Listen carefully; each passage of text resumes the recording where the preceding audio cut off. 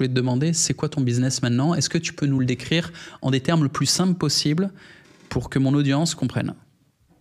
Ouais, bien sûr. Aujourd'hui, j'ai un accompagnement qui aide les personnes dans la prestation de services et dans le coaching majoritairement à aller ajouter du chiffre d'affaires, passant par les grands piliers de l'acquisition, la vente, le recrutement.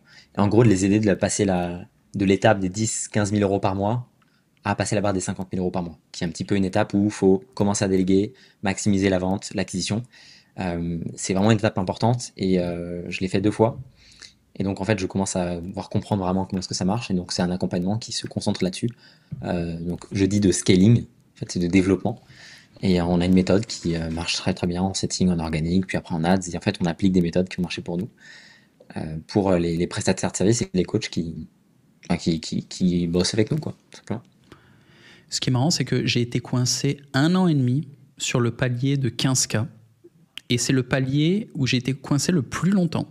Tu vois, j'ai grimpé progressivement jusqu'à 15K par mois, puis je suis resté coincé à ce palier, puis j'ai eu la chance de rencontrer Tougan, et c'est lui qui m'a décoincé.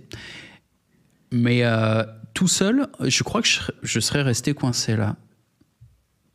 Donc c'est Ouais. amusant qu'il y a un vrai palier. Il n'y a pas que moi en fait. Ouais, nous on l'a remarqué, hein. C'est vraiment là où ça bloque. Et donc on s'est positionné vraiment sur ce point de douleur-là, entre 5 et 15 cas où les personnes commencent à faire leur première prestation en coaching, ils arrivent à vendre leur première chose, leur premier service. Et par contre, ils bloquent parce qu'ils n'ont pas la capacité de commencer à rentrer dans un esprit boîte, quoi, entre guillemets, business. J'entends. Donc tu prends que des clients qui bossent déjà et qui font en moyenne 10K par mois. C'est ça, exactement. Entre 5 et Tu les, 15 cas par mois, en gros. tu les accompagnes combien de temps? 4 mois. C'est 4 mois d'accompagnement privé. Alors du coup, maintenant, j'ai recruté une équipe. On a 6 personnes en interne. Pareil, donc j'ai fait mes premiers recrutements, premières erreurs en recrutement, puis après j'ai amélioré. Et, euh, et donc on les accompagne sur 4 mois d'accompagnement privé, puis après ils gardent les accès à vie sur notre produit, avec toutes les mises à jour, etc., quoi. Ouais, donc pendant l'accompagnement, il y a des calls avec des coachs, j'imagine, C'est ça. plus un groupe d'entraide avec les autres personnes que tu accompagnes. C'est ça. En fait, l'idée, c'est de comprendre exactement qu'est-ce qui bloque, donc leurs contraintes, ce qui les empêche d'aller plus loin. On va stratégiser avec eux, mettre en place une stratégie sur mesure avec notre équipe, et ils vont avoir des appels hebdomadaires, plus accès à des ressources, plus effectivement l'accès à une communauté qui va leur permettre de pouvoir avoir réponse à toutes leurs questions et de leur permettre d'accélérer vraiment leur croissance immédiatement dans ce qui est entre nous.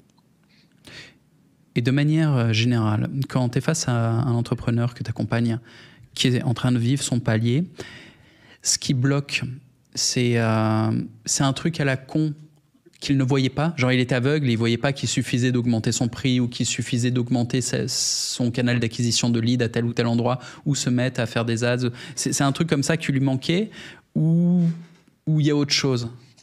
C'est vraiment un truc, c'est vraiment des trucs bêtes, mais quand moi j'étais en dessous des 10 cas par mois, ça me paraissait compliqué. Je surcomplexifiais tout. La particularité de quand tu fais encore moins de 10 cas par mois, que tu es bloqué à ce stade-là, c'est que tu as l'impression que tout est compliqué, que tu as une infinité de possibilités, tu sais pas quoi faire, tu comprends pas pourquoi est-ce que ça bloque, vu que t'es pas bon dans chacun des domaines, ni dans l'acquisition, ni dans la vente, ni forcément sur ton produit. Tu te dis, mais attends, j'attaque par où en fait là? Et oui, c'est le truc bête, c'est t'as pas assez de leads, ou alors t'as assez de leads mais ton offre elle est pourrie, ou alors t'as assez de personnes en appel avec une bonne offre mais t'arrives pas à closer, parce que en fait t'oses pas demander aux gens, t'arrives pas à aller jusqu'au bout, t'écoutes pas tes appels. Et donc les problèmes ils sont toujours en général, sont très généraux. Alors t'as toujours 5% statistiquement qui sont beaucoup plus complexes et qu'il faut vraiment comprendre le pourquoi du comment. Mais globalement, c'est toujours des trucs qui sont assez généraux quoi, à ce niveau-là. Alors, en commentaire, il y a un type à qui je vais répondre. Il y a Pandero qui nous écrit « C'est agaçant ces business d'accompagnement. Le game YouTube d'entrepreneuriat ne voit que ça ces derniers temps. C'est vraiment le niveau zéro du tertiaire. » Et je suis complètement en désaccord avec ça. En gros, il y a 3 formes généralement de produits pédagogiques qui sont offerts par les professionnels du Make Money. Le Make Money, c'est enseigner comment faire de l'argent en ligne. Et donc, le low ticket, donc les offres pas chères, ça va être des formations où le client se démerde. Il achète sa formation à 50 balles, il se démerde avec. Ensuite, tu as le middle ticket. Généralement, c'est des formations plus complètes dans lesquelles il y a aussi accès à un groupe d'entraide avec les autres membres de la formation. Et ensuite, tu as l'accompagnement dans lequel tu as des coachs autour de toi. C'est beaucoup plus cher, c'est du high ticket. C'est plus que 1 000 euros. Je ne sais pas à combien tu nous le diras. Bah, d'ailleurs, tu peux le dire ou Ouais, tu le dis on a qu'en 5 000 euros, ouais. Ok, donc 5 000 euros. Ouais, bah, moi, c'était pareil. J'ai arrêté de faire de l'accompagnement à e-ticket. J'accompagnais des créateurs, tu vois. J'avais pas tout à fait les mêmes clients que toi. Mais bref. Et le truc, c'est qu'en low ticket, tu as 95% d'échecs. Les clients ouvrent même pas les formations. J'ai une plateforme aujourd'hui, Bonsaï, sur laquelle il y a beaucoup de formations vendues. J'ai les chiffres, je vois les vues exactement. Les clients achètent la formation et ils vont se coucher plein de beaux rêves dans la tête. Oui, mais moi, j'ai les chiffres. Ils vont se coucher en se disant, je vais devenir riche, je vais avoir la liberté, je vais apprendre à séduire des femmes, je vais me remettre en bonne santé, faire du fitness. Ouais. Le lendemain, ils vont rejouer aux jeux vidéo, ils vont faire autre chose, ils retournent à l'école, ils retournent bosser, ils retournent sur leur routine et ils vont pas ouvrir la formation. Ils vont l'ouvrir une fois, la consulter, mais ils vont pas vraiment la suivre et puis passer à l'action en exécutant. Tu vois, il suffit pas de lire et de comprendre, il faut exécuter les recommandations ou les instructions. Bon, quand on est dans un produit de middle ticket, ça met un peu plus la pression. Le client, il a quand même lâché entre 500 et 1000 euros, donc bon, il y en a quand même beaucoup plus qui vont l'ouvrir la formation. Et il y a un groupe, donc ils se font des potes dans le groupe. Ils posent des questions, on leur répond, ils sont moins perdus, ils vont plus avoir de résultats, ils vont plus rester, ils vont plus persister dans cet effort qui est d'apprendre une nouvelle compétence pour faire des revenus en ligne. Et quand on lâche 5000 balles pour un accompagnement personnalisé, bah putain, ils sont rarissimes les mecs qui viennent pas au rendez-vous. 5000 balles, tu vois, c'est une somme. Quand tu gagnes 10 000 par mois, 5 000, c'est beaucoup. C'est vraiment beaucoup. Et donc, l'accompagnement personnalisé est en réalité la seule forme de pédagogie qui marche réellement. Alors, c'est beaucoup plus cher et on peut toujours grinder. Tu sais, même ceux qui achètent rien, ils peuvent aller voir des tutos sur YouTube et tout ça. C'est 0,1% des entrepreneurs en ligne qui vont grinder comme ça. Et t'augmentes tes chances, t'augmentes ta statistique de réussite en allant interagir directement avec un mec qui est bon dans son domaine, que ça soit Mathis, pour toi, c'est des coachs que tu formes, ou tu me disais des entrepreneurs en ligne, des agences. C'est des agences en ligne, des coachs. Je vois les commentaires, même, alors c'est très faible, mais les commentaires sur les avis sur les accompagnements. Mais quand tu l'as expérimenté et quand tu vois ce que ça apporte aux personnes à qui on accompagne, mais il n'y a pas que le make money. Tu peux avoir la santé, tu peux avoir des personnes à qui on a aidé à vendre des produits de remise en forme qui ont sauvé des vies, littéralement. Alors, je dis pas que je sauve des vies, moi, mais ce que je veux dire, c'est que ça fait gagner un temps fou aux personnes qui prennent l'accompagnement. On a des personnes qui ont des produits excellents, mais qui n'arrivent pas à bien le marketer, qui n'arrivent pas à bien se positionner, qui n'arrivent pas à mettre l'urgence aux personnes, alors que les personnes en ont besoin, parce qu'elles n'arrivent pas à prendre leur décision d'elles-mêmes. D'où la différence entre vraiment convaincre et persuader. On force jamais quelqu'un, on lui fait rendre compte que c'est urgent parce que ça fait 2 ans qu'elle n'a pas pris la situation en main, il n'y a rien qui change. Et vous regardez tous les plus grands entrepreneurs, les plus grands politiques, tous ceux qui font vraiment des choses, alors politique c'est différent, mais tous les plus grands entrepreneurs ou les plus grands penseurs ou les plus grands chercheurs vont aller payer des accompagnements ou des produits à ticket. Moi j'ai payé déjà 3000 euros pour un call de 30 minutes avec Tai Lopez. Alors les gens pensent qu'ils veulent, pigeons, etc. Sauf que ça m'a débloqué des trucs extrêmement importants, extrêmement intéressants. Pour moi, ce que je voulais faire.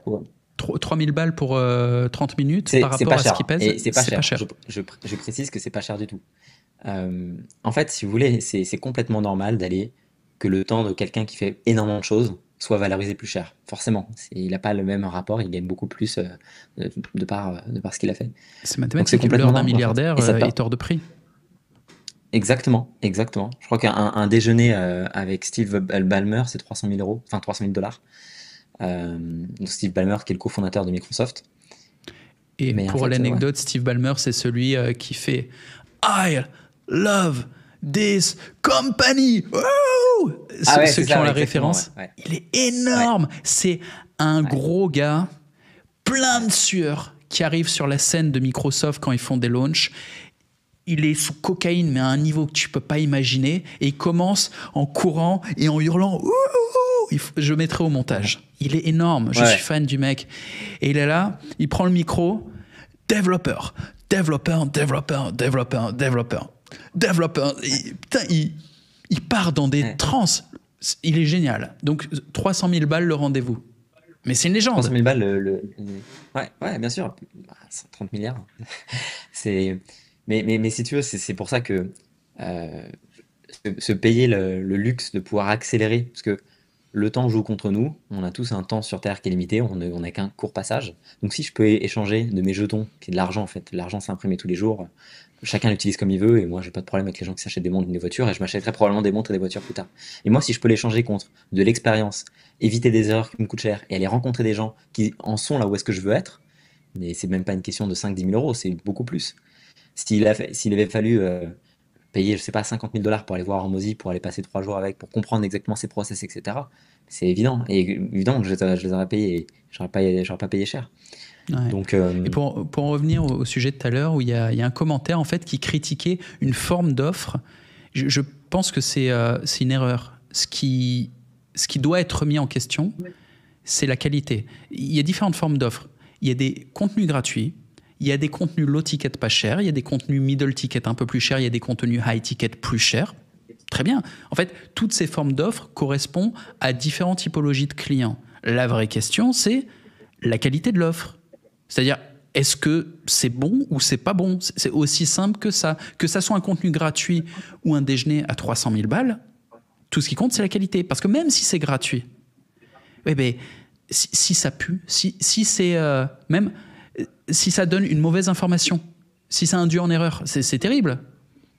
ouais, et puis surtout que si c'est gratuit, t'as payé avec la chose que t'as de plus précieux, c'est-à-dire ton temps, quoi. Donc, Ouais. le prix, c'est ce que tu payes, la valeur, c'est ce que tu reçois.